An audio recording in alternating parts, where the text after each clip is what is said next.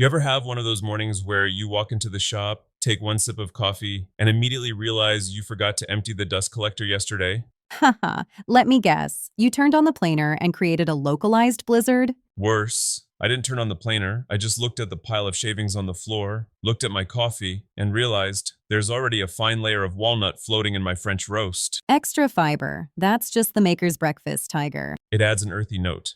Welcome back to the TigerDen podcast, kids. It's January 31st, 2026.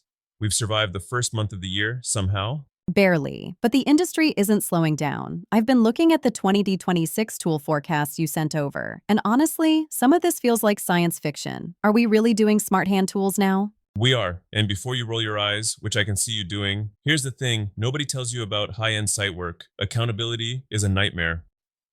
Pro Tool Reviews is highlighting these tools that sync to management software. Imagine you're building a timber frame or a massive steel structure. The tool logs exactly how much torque you applied to every single bolt. No more, I think I tightened that. It's in the cloud. Wait, hold on. So now my wrench is going to snitch on me to my boss if I didn't give it that extra quarter turn? Exactly. It's the tattletale torque key. Ask me how I know. That would have saved me 3 days of rework on that deck I built in 19. I had a lag bolt that decided to go on a solo journey because I got distracted by a squirrel. I'm more interested in what Makita is doing. Serviceable batteries, higher discharge. Tool Guide leaked the 2026 battery lineup. They're focusing on cooling. If you've ever run a cordless demo hammer for more than 10 minutes, you know the battery gets hot enough to fry an egg. Makita's new cells are designed to dump heat faster. It means you can actually work through a whole shift without swapping 4 batteries. Okay, but for the rest of us, the people who aren't tearing down walls every day, is the genius garage stuff actually genius, or just more plastic bins? It's modular, Alex. Everything is on rails now. Think of it like Lego for grown-ups who have way too many clamps. Speaking of having too many tools, didn't I see you trying to explain a new bandsaw purchase to your wife as a necessary household investment last week? It's a precision instrument for bread slicing. Anyway, moving on. Nice pivot. Let's talk about the trades. You saw that piece about automotive techs moving into the front office? Yeah, and it's about time.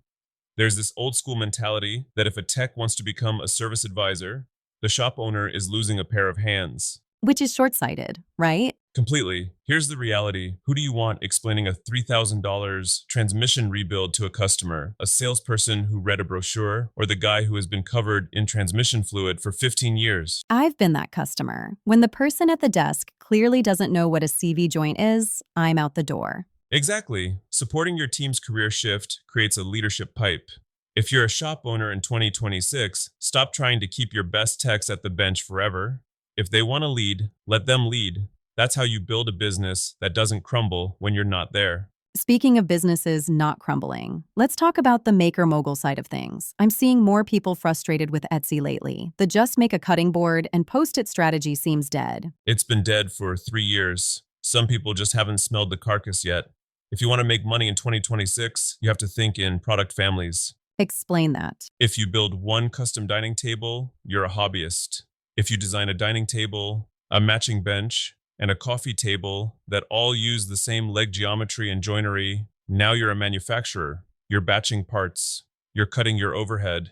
And what about restoration? You're always talking about the trash to treasure margin. It's the highest margin in the game right now. Raw lumber prices are still bouncing around like a basketball, but a vintage chair frame from a thrift store, that's cheap. If you can learn basic upholstery, which, full disclosure, I still find terrifying, you can turn a $50 find into a $1,000 piece. Wait, why does upholstery scare a master woodworker? It's just fabric and staples. Because wood stays where you put it, Alex. Fabric has feelings. It stretches, it puckers, it mocks me. Haha, I will pay money to see Tiger versus a sewing machine. Let's keep that behind the paywall.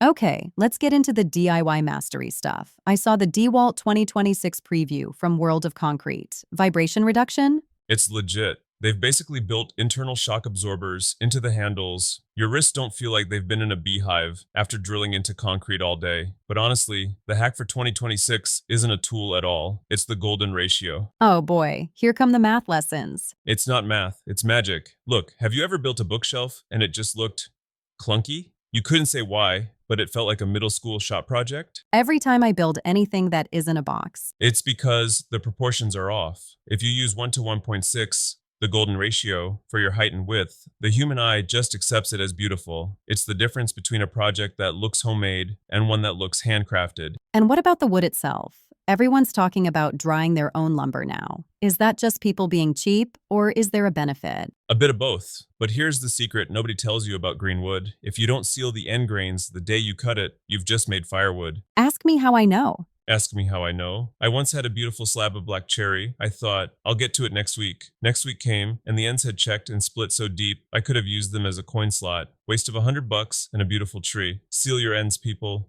Patience is the cheapest tool in your shop. That's actually a nice sentiment. I feel like we're always rushing to the finished project photo for social media. That's the trap. The shop isn't just a place to make things, it's a place to make yourself a little more patient, a little more precise. Whether you're a pro mechanic moving into management or a hobbyist trying to dry a log in your garage, the goal is the same: growth. Even if that growth involves walnut-flavored coffee. Especially then, it keeps you humble. So, what's the move for this weekend? If you're in the trades, look at a certification you've been dodging. If you're a maker, look at your workflow. Can you batch something? And if you're just starting, go get a piece of wood and some sandpaper. Make something ugly, then make it better. I think I'll start by cleaning the sawdust out of your coffee machine. Don't touch it, that's where the flavor lives. Haha, fair enough. We'll see you guys in the den next time. And seriously, seal those end grains. I'm not kidding.